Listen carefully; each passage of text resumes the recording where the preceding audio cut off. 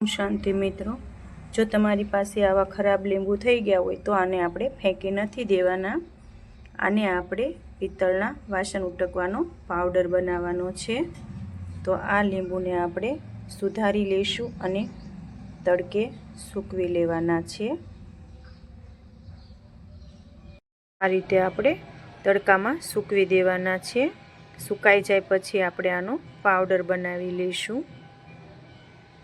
તડકે સૂકવ્યા હતા તો એ સુકાઈને રેડી થઈ ગયા છે. હવે આને આપણે દળી લેવાના છે, કારણ કે આપણે આનો પાવડર બનાવવાનો છે એટલા માટે. જો આ રીતે લીંબુ નાખવાના છે, પછી આને આપણે મિક્સર જારમાં દળી લેવાના છે.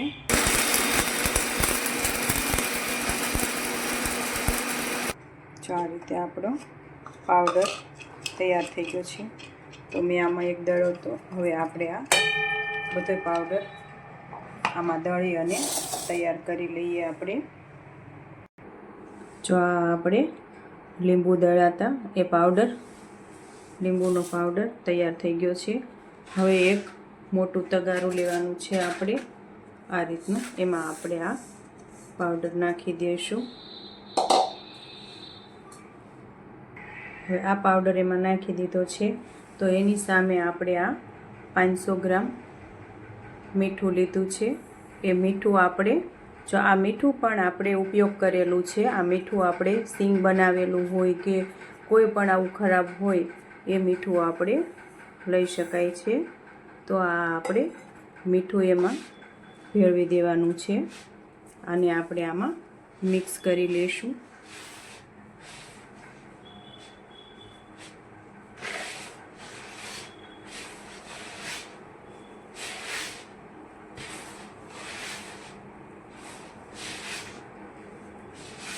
જો આ આપણે પીતાંબરી પાવડર ઘરે તૈયાર થઈ ગયો છે.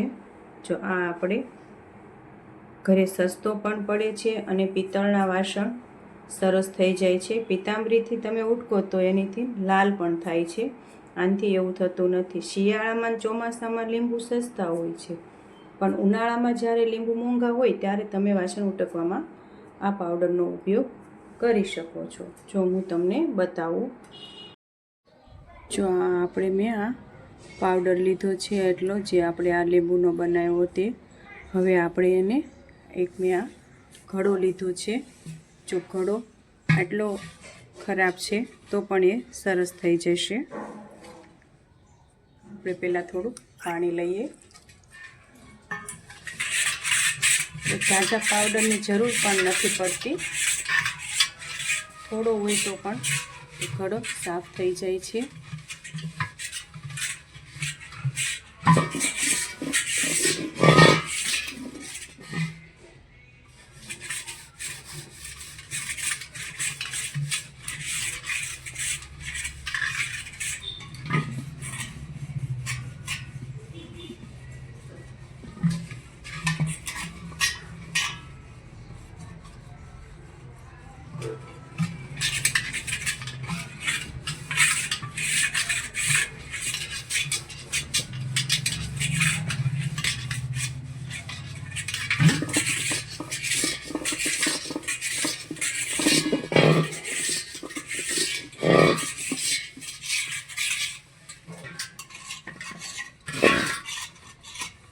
જો આ રીતે તમે થોડા લીંબુ ખરાબ થઈ જતા હોય તો તમે પણ સૂકવીને આ રીતે બનાવી શકો છો.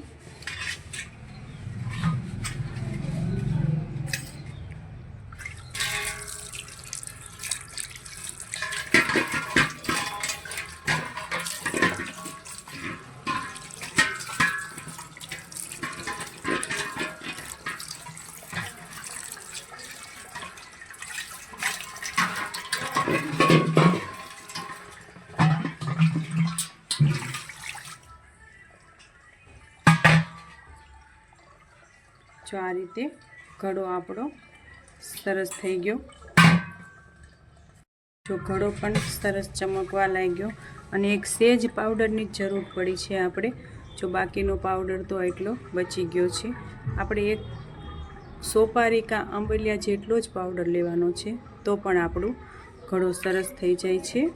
જો આ રીતનો તો તમે પણ ચોક્કસથી આવો પાવડર જો આ રીતે આપણો ઘડો સરસ ચમકવા લાગ્યો છે.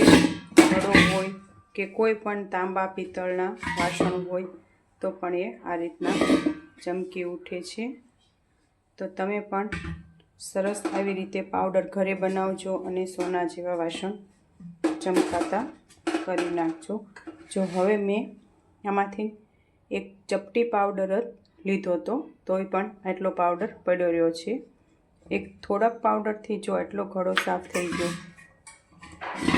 તો આપણે પીતાંબરી પાવડર કરતાં આ પાવડર આપણને ઘરે સહેલો અને સસ્તો પડે છે અને વાસણ પણ ચમકવા લાગે છે. કોઈ પણ પિત્તળનું તાંબાનું વાસણ હોય તો તમે આ રીતે સાફ કરી શકો છો.